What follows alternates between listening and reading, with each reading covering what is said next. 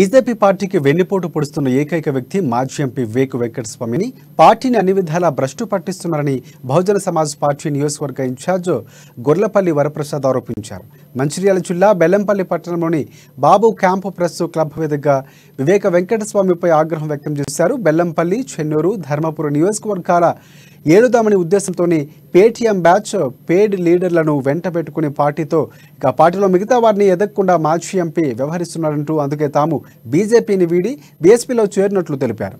2018 ఎన్నికల్లో గడ్డం వినోద్ వెంకటస్వామి బీఎస్పీ తరఫున బెల్లంపల్లి నియోజకవర్గం నుంచి ఎమ్మెల్యే అభ్యర్థిగా పోటీ చేయగా నియోజకవర్గ ప్రజలు 40,000 ఓట్లు వేసి ఆదరిస్తే ఎన్నికలు ముగిసిన తర్వాత ఇప్పటి వరకు 4-5 సార్లు మాత్రమే నియోజకవర్గంలో వినోద్ పర్యటిస్తున్నారన్నారు. ఇక ఇలాంటి వ్యక్తులు నమ్మి బెల్లంపల్లి నియోజకవర్గ ప్రజలు మోసపోవద్దని హితవు పలికారు.